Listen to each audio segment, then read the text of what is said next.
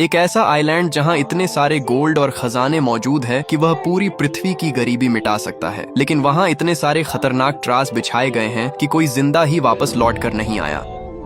इस एडवेंचरस कहानी की शुरुआत होती है इंडोनेशिया के एक आइलैंड को दिखाते हुए, जहां पर कुछ गैंगस्टर्स की टीम बहुत ही ज्यादा खुश लग रही थी। दरअसल उन्हें फॉरेस्ट के अंदर उन्हें सर्च के दौरान कुछ अनोखी चीजें मिली होती हैं। ये चीजें काफी ज्यादा एंशिएंट थी, जिनकी ब्लैक मार्केट में बहुत ज्यादा रेट है। इसीलिए वह सब इतने ज्यादा हैप्पी थे कि उन्हें बेचकर वो पैसे कमा सकते हैं। अब इसी चीज का जश्न वो सब मना रहे थे। उन्हीं में से एक आदमी होता है जो साइड में टॉयलेट करने चला गया, लेकिन अब ट्रेवल करते हुए अचानक उसे जमीन पर एक मास्क मिलता है। वो मास्क लोहे का था और इस जमाने में इस तरीके के मास्क का यूज नहीं होता। वह आदमी इस बात पर काफी सोचने लगा कि यहाँ पर यह कैसे आया, और अब वह उसी जगह से थोड़ा आगे बढ़ गया एक्सप्लोर करने के लिए। तभी उसे पहाड़ के बीचों बीच एक छोटी सी सुरंग दिखाई दी। अब उस गैंगस्टर को एकदम से जिज्ञासा हो गई कि अंदर क्या हो सकता है। इसीलिए वह बिना अपने साथियों को इन्फॉर्म किए उस छोटी सी गुफा के अंदर चला गया। उसका मानना था कि यहाँ पर और भी ज्यादा एंशिएंट चीजें मौजूद हो सकती हैं और उन सारी चीजों को वह अकेले ही रखेगा। अब अंदर एंटर करते ही वह आदमी एकदम चौंक गया, क्योंकि भले ही यह गुफा बाहर से छोटी दिखाई देती है, लेकिन अंदर यह बहुत ही ज्यादा बड़ी है। वहाँ पर अलग अलग चैम्बर्स मौजूद थे, जैसे कि इसे किसी ने बनाया है। लेकिन अब इस आदमी को अंदाजा नहीं था कि वह किस गलत जगह पर आ चुका है। अचानक वो आदमी जैसे ही अपना कदम बढ़ाता है, तभी जमीन एकदम से धंसने लगी। लग रहा था कि ठीक उस जगह के नीचे भी एक चैम्बर मौजूद है। उस आदमी का पैर भी नीचे हो चुका था और वह चिल्लाते रह गया, लेकिन ऑब्वियस बात है उसकी मदद करने वाला कोई भी नहीं था। बेचारा उसके अंदर गिरकर सब कुछ एकदम ब्लैंक हो जाता है। वह अनजान सी चीज क्या है, ये थोड़ी देर में पता चल जाएगी। अब इसी तरीके से कई साल बीत जाते हैं और हमें उसी आइलैंड पर कुछ एक्सप्लोरर्स दिखाए गए। उन एक्सप्लोरर्स में तो सोल्जर्स भी शामिल थे। अब देखने से तो लगता है कि ये सब उस खजाने की तलाश में आए हैं जो इस आइलैंड पर सालों से कैद रखा गया है। लेकिन एक्चुअल रियलिटी ये थी कि उन लोगों को बिल्कुल अंदाजा नहीं कि इस आइलैंड पर क्या मिल सकता है। उनमें से बन नाम का एक बिजनेसमैन था जो बहुत अमीर होता है। वो यहाँ पर अपनी गर्लफ्रेंड के साथ सिर्फ इसलिए आया था ताकि वर्ल्ड वॉर 2 के दौरान जो जंग हुई थी, तो जापानीज आर्मी ने यहाँ पर कई सारे बंकर्स बनाए थे। अब ऑब्वियस बात है कि उसके अंदर कई सारी एंशिएंट चीजें हो सकती हैं, और बैन को शौक था कि पुरानी चीजों की कलेक्शन जमा करना।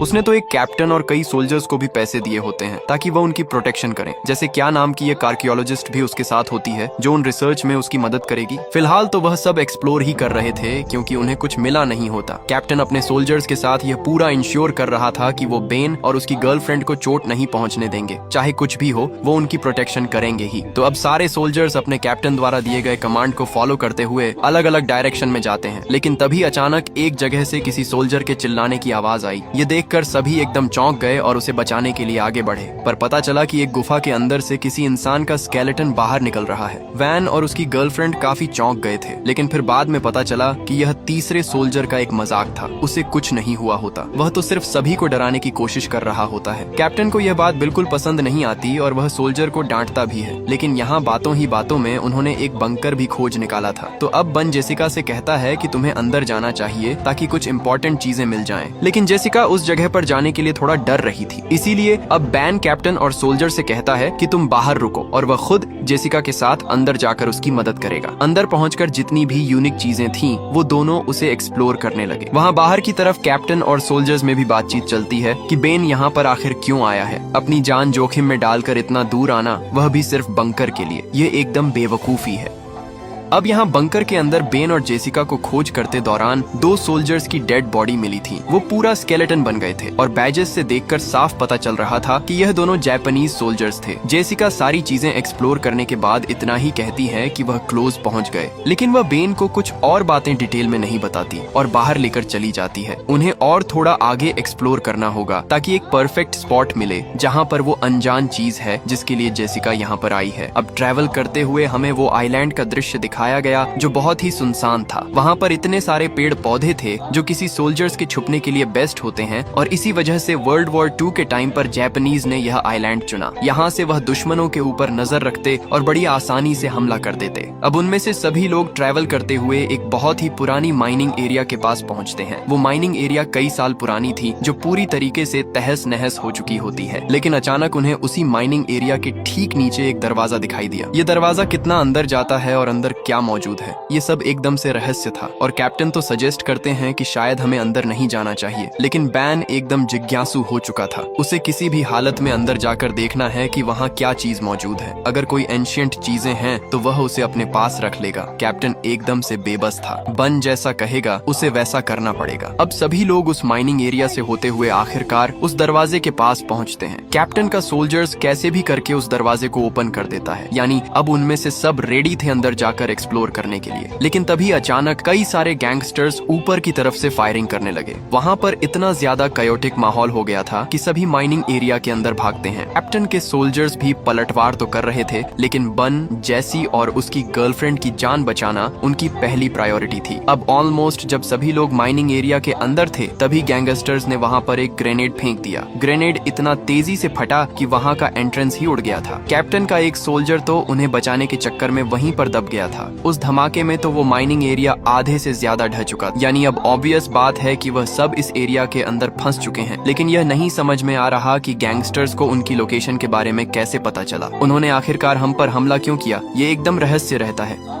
अब थोड़ी देर बाद सभी होश में आते हैं और देखते हैं कि उसके कितने लोग घायल हुए। कैप्टन का एक सोल्जर तो घायल होने के कारण मरने ही वाला होता है। इसीलिए अब सभी लोग ये पूछने लगते हैं कि यह हुआ कैसे। इस मोमेंट पर बहुत सोचने के बाद बैन आखिरकार एक सच्चाई सभी को बता ही देता है। उसने कहा कि कई साल पहले मेरे फादर भी इस आइलैंड पर आए थे और उनका मानना था कि यहाँ बड़े पैमाने पर गोल्ड और खजाने रखे गए हैं, लेकिन आज तक उसे कोई ढूंढ नहीं पाया। इसीलिए यह बात सिर्फ बैन और जेसिका को ही पता थी कि इस आइलैंड पर खजाना है, और यह भी एक रीजन था कि वह सब यहाँ पर आए हैं। बैन अंदाजा लगाता है कि शायद जिन गैंगस्टर्स ने उनके ऊपर हमला किया उन्हें भी इस राज के बारे में पता है और इसी वजह से उन सब की जान खतरे में पड़ गई। अब कैप्टन इस बात पर बहुत गुस्सा होता है क्योंकि यह चीजें बन ने पहले नहीं बताई और अब यह क्योटिक माहौल उसकी वजह से ही क्रिएट हुआ है। कैप्टन को बहुत बुरा लग रहा था कि उसका एक सोल्जर मारा गया और अब कैप्टन ने डिसाइड कर लिया है कि वह अपने लोगों को लेकर यहाँ से जाएगा, चाहे कुछ भी हो जाए वो बन का और साथ इसमें नहीं दे सकता। बन और जैसिका यह बात समझ तो चुके थे, लेकिन वापस जाने का रास्ता बंद हो चुका होता है। वहाँ बड़े बड़े पत्थर गिर चुके हैं, यानी कि उन्हें कोई और वे देखना होगा बाहर निकलने का। कैप्टन और बाकी सोल्जर्स सब आगे बढ़कर चारों तरफ देखने लगते हैं। अचानक उन्हें सामने एक रास्ता दिखाई दिया। अब नोटिस करने पर तो यह गुफा छोटी दिखाई देती है, लेकिन जैसे ही वह उस रास्ते की तरफ बढ़े जो नीचे की तरफ जा रहा था, तब जाकर पता चला कि यह तो सिर्फ इस गुफा की शुरुआत है। अंदर एक बहुत ही बड़ा बंकर बनाया गया था। आखिर वहाँ पर क्या क्या अनोखी चीजें हो सकती हैं, थोड़ी देर में पता चल जाएगा। कैप्टन और सोल्जर्स के पीछे सभी लोग एकदम डर कर आगे बढ़ रहे थे। अब उन सीढ़ियों से उतरने के बाद वह सब एक लकड़ी के पुल पर आ गए।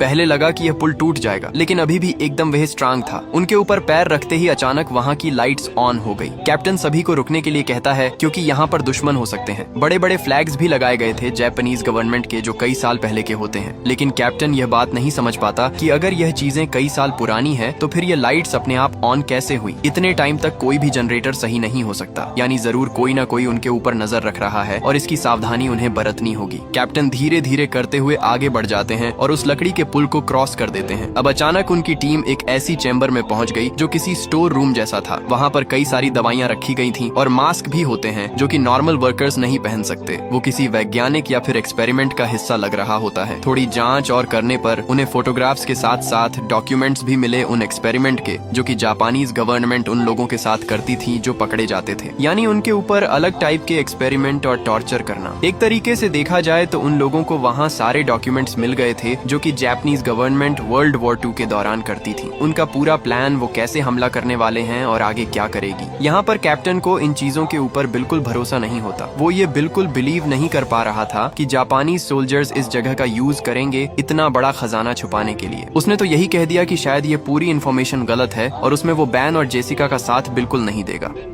अब हमें एक और सोल्जर दिखाया गया जो अपने कैप्टन के कहे गए अनुसार वहाँ पर ध्यान रख रहा होता है। तभी अचानक वह सोल्जर्स महसूस कर पा रहा था कि उसके ठीक पीछे कोई तो खड़ा हुआ है। वह जो कोई भी था उसने मास्क पहना था और अजीब हरकतें करता है, पर जैसे ही उस सोल्जर ने पीछे मुड़कर देखा तब वह वहाँ से गायब हो गया। वो जो भी था, इससे इतना तो क्लियर हो गया है कि इस पूरे गुफा के अंदर वह सब अकेले नहीं है। अब यहाँ धीरे धीरे उन सोल्जर्स के बीच टेंशन बढ़ रही थी और काफी मनमुटाव होने लगा। सभी जानना चाहते थे कि आखिर ये कौन सी जगह है और जो खजाने की बात वह कर रहे हैं वह सच भी है कि नहीं। तब जाकर जेसिका बन की तरफ देखते हुए सारी सच्चाई बताने के लिए कहती है। हालांकि बेन अभी भी कुछ रिवील नहीं करना चाहता था, लेकिन जेसिका कैप्टन और सोल्जर्स से सब सच कहती है कि यह पूरी जगह कोई माइनिंग एरिया नहीं है। ये पहले हॉस्पिटल हुआ करता था जिस पर जापानीज गवर्नमेंट ने कब्जा कर लिया और फिर इस जगह को एक एक्सपेरिमेंटल लैब बना दी। यहाँ वो दुश्मनी सोल्जर्स को पकड़कर उनके ऊपर एक्सपेरिमेंट करते, ऐसे एक्सपेरिमेंट जिससे इंसान किसी दूसरे प्रजाति में कन्वर्ट हो जाए। वो इंसान तो रहेंगे लेकिन किसी दूसरे के कंट्रोल में। इस बात का प्रूफ तो उन सारे फोटोज और डॉक्यूमेंट से तो हो ही जाता है, पर बात रही गोल्ड की जिस पर कैप्टन भरोसा नहीं करते, उसका कोई भी प्रूफ नहीं होता। जेसिका भी कहती है कि हमारे पास कंप्लीट इन्फॉर्मेशन नहीं है, लेकिन इतना क्लियर है कि वो खजाना यहीं पर है। अब खजाने और गोल्ड की बात करते हुए बाकी सोल्जर्स थोड़ा लालच में पड़ जाते हैं। उन्हें भी गोल्ड चाहिए था और अपनी लाइफ में उन्हें काफी पैसे चाहिए थे, इसीलिए कुछ सोल्जर्स तो उस खजाने के बारे में पूछते हैं और वह इंटरेस्टेड लगते हैं। कैप्टन इस बात से ऑब्वियसली अपने सोल्जर से नाराज था, लेकिन फिलहाल उनका एक सोल्जर बहुत घायल पड़ा हुआ होता है। उसकी देखरेख चल रही थी और पता नहीं वह कब तक जिंदा रहेगा। कैप्टन ने अपने सोल्जर से साफ कहा कि हम आगे जाकर बाहर निकलने का रास्ता ढूंढते हैं, न कि और ज्यादा अंदर जाना गोल्ड को ढूंढने के चक्कर में। कैप्टन अपने साथ एक सोल्जर ले लेता है और बाकियों को उसी स्टोर रूम के अंदर रुकने के लिए कहता है। ये इसलिए ताकि कोई खतरे में ना पड़े। लेकिन यहाँ बन को ये एक्सेप्टेड नहीं था, क्योंकि वो चाहता है कि पूरा खजाना वो सबसे पहले ढूंढे और उस खजाने और गोल्ड के ऊपर हक उसका हो। पर अब इन सारी चीजों के बीच जॉन नाम का वो सोल्जर जो घायल पड़ा हुआ था, उसके साथ कैप्टन और जेसिका रुकने का डिसाइड करते हैं और बाकी सोल्जर्स के साथ बन और उसकी गर्लफ्रेंड साथ चल पड़े थे, क्योंकि बेन का मेन मोटिव यहाँ से बाहर निकलना नहीं, सबसे पहले खजाना ढूंढना था। उसने तो इस मिशन के ऊपर इतने लाखों डॉलर अप्लाई किए हैं, तो उसका प्रॉफिट तो उसे होना ही चाहिए। वह सब सोल्जर्स की मदद से लगातार आगे बढ़ते चले गए।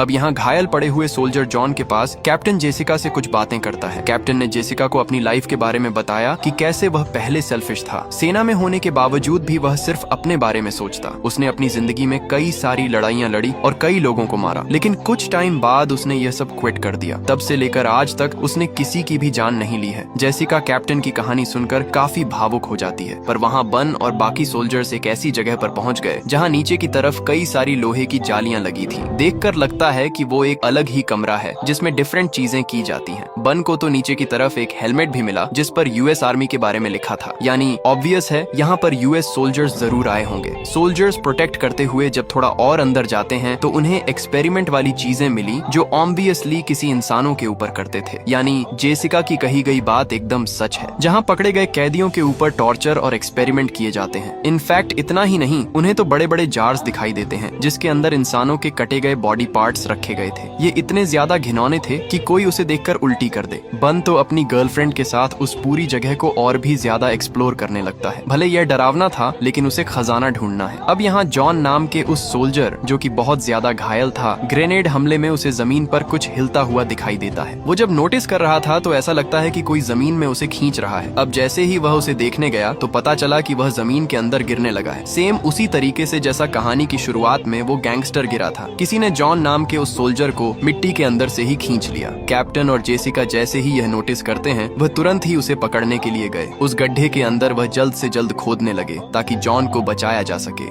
जैसे तैसे वह अंदर तो पहुंचते हैं, लेकिन जॉन मर चुका था। उसका पूरा शरीर एकदम गलने लगा होता है, जैसे किसी ने उसकी बॉडी पर एसिड डाल दिया हो। ध्यान से देखने पर वहाँ इंसानों के कई सारे स्केलेटन्स मौजूद थे, यानी उस गुफा के अंदर कोई तो है जो लोगों को मार रहा है और उन्हें बहुत बुरी तरीके से खा जाता है। जेसिका के तो होश उड़ गए थे। यहाँ कैप्टन और जेसिका अपने आप को संभाल ही रहे थे, तभी अचानक उनके ऊपर हमला हुआ। किसी ने दोनों को मारकर बेहोश कर दिया था।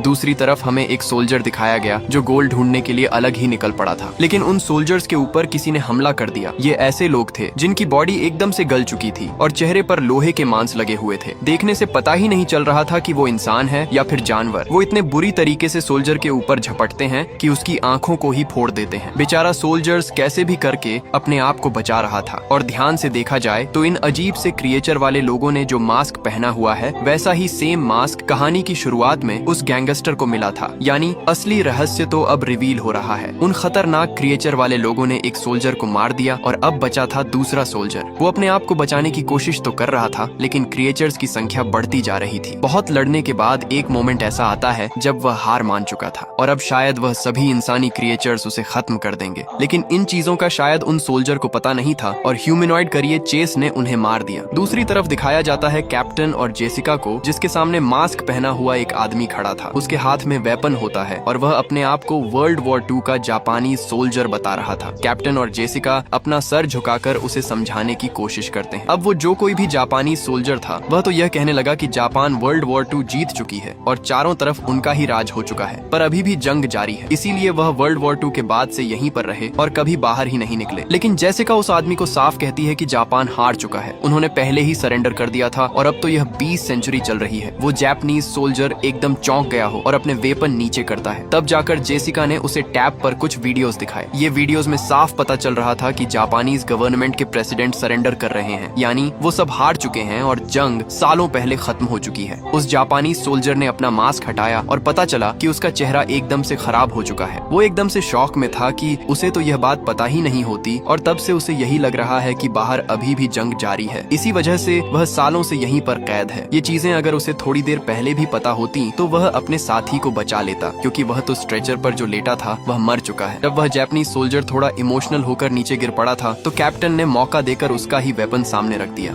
यह इसलिए क्योंकि उसके साथ डील करना खतरनाक हो सकता है। कैप्टन और जेसिका पूरी कोशिश कर रहे थे कि वो उस अनजान सोल्जर से सब कुछ उगलवा ले। उन्होंने पूछना स्टार्ट कर दिया कि तुम्हारी ऐसी हालत कैसे हुई और इतने सालों बाद भी तुम कैसे जिंदा हो यहाँ पर। तब जाकर सोल्जर बताता है कि जापानीज वैज्ञानिकों ने जो इंजेक्शन और जो एक्सपेरिमेंट उनके ऊपर किए थे ये उसका नतीजा है, यानी उन सोल्जर्स की टीम के ऊपर अलग अलग एक्सपेरिमेंट कराए गए और ये सारी चीजें ये बोलकर होती हैं कि तुम कभी बूढ़े नहीं होगी, तुम्हारी जवानी हमेशा बरकरार रहेगी। वैज्ञानिकों ने तो बाहर जाने का रास्ता भी बंद कर दिया था और जो बचे हुए एक आध रास्ते थे वह सिर्फ उन्हें ही पता था। यह बात सुनने पर जेसिका और कैप्टन काफी शॉक में हो गए, पर वह सोल्जर बताता है कि जापानीज वैज्ञानिक यहीं पर नहीं रुके। वह अपने एक्सपेरिमेंट को नेक्स्ट लेवल तक लेकर जाना चाहते थे, इसीलिए उन्होंने हम सभी को यहाँ पर कैद किया और अलग अलग इंजेक्शन देने लगे। इस इंजेक्शन से वह एक्चुअली यह चाहते थे कि सभी सोल्जर्स एक ऐसी आर्मी बना लें जो कभी भी नहीं मरती हो और उनके लिए काम करें, यानी जापान के लिए ऐसे सोल्जर्स जो डेड हैं लेकिन अपने दुश्मन को बहुत बुरी तरीके से चोट पहुंचा सकते हैं। ना ही इन्हें कोई मार सकता है बल्कि यह कुछ टाइम बाद वापस जिंदा हो जाएंगे। उस जापानी सोल्जर ने तो एक डार्क रियलिटी जापान के बारे में सब बता दी थी, यानी कि ऐसी सेना जो पूरे देशों पर अपने आप ही कब्जा कर ले। कैप्टन और जेसिका टेंशन में आकर उससे बाहर निकलने का रास्ता पूछते हैं। उस भयानक सोल्जर ने कहा कि पहला रास्ता ढक चुका है, एक और रास्ता है, लेकिन वहां पर जाना खतरे से खाली नहीं होगा।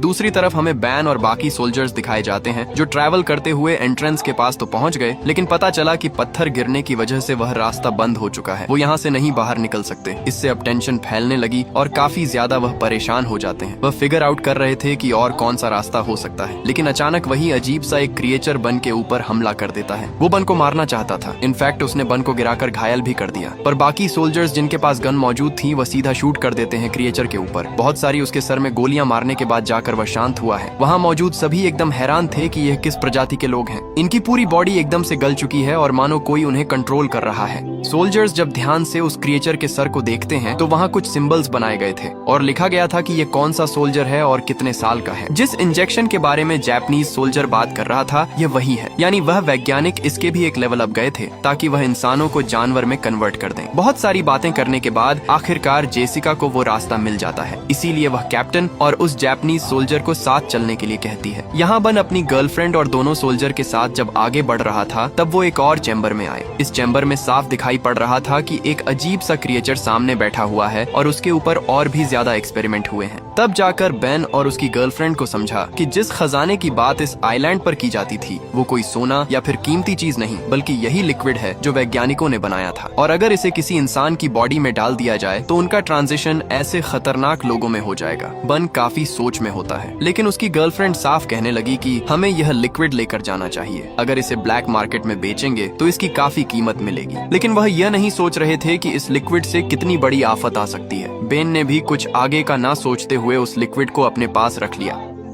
अब वो सोल्जर्स थोड़ा और आगे बढ़ते हैं जहां से उन्हें बाहर निकलने का रास्ता मिले। वो एक बड़ा सा डोर था जिसे ओपन करने के बाद एक गुफा आती है। अब जैसे ही वह गुफा में आगे बढ़ने के लिए कदम रखते हैं तब एक शॉकिंग चीज सामने आई। सीधे देखने पर वहां पर कई सारे क्रिएचर्स वाले इंसान मौजूद थे जो एक आर्मी की तरह खड़े होते हैं, यानी वैज्ञानिकों द्वारा बनाए गए वो फाइनल सोल्जर्स जो जापानीज गवर्नमेंट चाहती थी दुश्मनों से लड़ने के लिए। उस गुफा में इतनी बड़ी जापानीज आर्मी थी जो कि पूरी तरीके से इमॉर्टल है। एक्सपेरिमेंट के कारण ना तो उन्हें कोई दर्द फील होता है और ना ही उन्हें कोई मार सकता है। उनके अंदर सिर्फ एक ही जुनून है कि सामने जो भी आए उन्हें खत्म कर दें। अब वहाँ पर आकर उन लोगों ने सारी आर्मी को जगा दिया था, जो पूरी तरीके से एकदम हथियारों से लैस होती है, और अब क्रिएचर की पूरी आर्मी उनके ऊपर टूट पड़ी थी। बन, उसकी गर्लफ्रेंड और बाकी बचे हुए सोल्जर्स वापस चैम्बर में भागने का ट्राई करते हैं। उनमें से एक सोल्जर बहुत बुरी तरीके से तलवारों से मारा गया। अजीब से इंसानी क्रिएचर उन्हें एक बार में ही खत्म कर देते हैं। जैसे तैसे बेन अपनी गर्लफ्रेंड और दूसरे सोल्जर के साथ एक चैम्बर में पहुंचा और वहां से नीचे जाने लगा। फिलहाल तो उन क्रिएचर से बचना बहुत जरूरी है, क्योंकि एक बार हाथ में आग गए तो वह छोड़ेंगे नहीं। ट्रैवल करते हुए वह उस स्केलेटन वाले हिस्से में पहुंची जहां सभी को काट कर खाया जाता था। वहां पर तो वह अपने उस सोल्जर की डेड बॉडी भी देखते हैं जो घायल पड़ा हुआ था। फिर भी कैसे भी हिम्मत करते हुए वो आगे बढ़ते चले गए। बैन, उसकी गर्लफ्रेंड और उस सोल्जर तो उस जगह पर भी पहुंच गए जहां उस संदेह सोल्जर्स को उन क्रिएचर ने मारा था। अब उन्हें कुछ समझता नहीं कि कहां जाए, इसीलिए वह सीधा कैप्टन और जेसिका के पास बढ़ने लगते हैं। पता चला कि उन इमोर्टल सोल्जर्स की आदमी पूरी जगह पर फैल चुकी है। वह ढूंढ रही है अपने शिकार को मारने के लिए। बन के ऊपर एक क्रिएचर ने हमला कर दिया था, जिससे वह घायल हो चुका होता है। अब यहाँ उसकी गर्लफ्रेंड बन के लिए काफी फिक्र करने लगी कि वह शायद मर जाएगा, इसीलिए पता नहीं वो क्या सोच रही थी, और उसने तुरंत ही वह इंजेक्शन निकाला और बन के बॉडी में वही घुसा दिया। उसे लग रहा था कि इस इंजेक्शन की वजह से बन जिंदा रहेगा। अब वो सारे इमोर्टल सोल्जर्स उस जगह पर भी पहुंच जाते हैं जहां पर कैप्टन और जेसिका थे। कैप्टन जेसिका तो वहां से भाग जाते हैं अपनी जान बचाकर, लेकिन वो जापानीज सोल्जर जो ऑलरेडी इन्फेक्टेड था वो सरेंडर कर देता है। सारे इमोर्टल सोल्जर्स इतने ज्यादा बेरहम थे कि वो काफी बुरी तरीके से मौत देते। सभी आगे तो चल रहे थे, लेकिन बन की गर्लफ्रेंड उन्हें धोखा दे देती है। वो सिर्फ बन के बारे में सोच रही थी और उसे लेकर एक केव के अंदर जाकर छुप गई। पर यहाँ बन के अंदर जो लिक्विड गया था उससे वह कन्वर्ट होने लगा उन्हीं इमोर्टल लोगों में। उसकी हालत इतनी खराब हो जाती है कि कुछ ही देर में वो आउट ऑफ कंट्रोल हो गया और अपनी गर्लफ्रेंड को जान से मार दिया। यानी यह लिक्विड सच में काम करता है। कैप्टन और बचे हुए एक सोल्जर को भी वह पकड़ लेते हैं और एक एक करके मारने लग जाते हैं। कैप्टन मर चुका था और उसके साथ बचा हुआ एक सोल्जर भी लड़ने की कोशिश करता है, पर देखने से लग रहा था कि उन सोल्जर्स के पास भी हाई IQ वाला दिमाग है। वो अच्छी तरीके से न ही उसे रोक रहे थे, बल्कि उसे एक साथ खत्म भी कर देते हैं। यानी अब ऑलमोस्ट सभी मर चुके हैं सिवाय जेसिका के। जेसिका वहाँ से बाहर निकलने का रास्ता ढूंढ लेती है और पानी के रास्ते ऊपर आ जाती है, पर उसके साथ पानी के अंदर से कोई और भी आया था। बाहर वही इमोर्टल सोल्जर निकलता है जिसने की जेसिका को पकड़ा और जान से मार दिया। धीरे धीरे करके उन पूरी इमोर्टल सोल्जर की आर्मी बाहर आ जाती है और अब वो बढ़ चले थे आगे की तरफ जहां वो सभी को मारेंगे। यानी इससे ये बात तो कंफर्म है कि अब शायद एक नई जंग शुरू होने वाली है। ऐसी जंग जहां पर इमोर्टल सोल्जर्स जिन पर एक्सपेरिमेंट करके बनाया गया है वो लोगों को चुंच कर मारेंगे। हमारी भी कहानी इसी खतरनाक एंडिंग के साथ यहीं खत्म हो जाती है।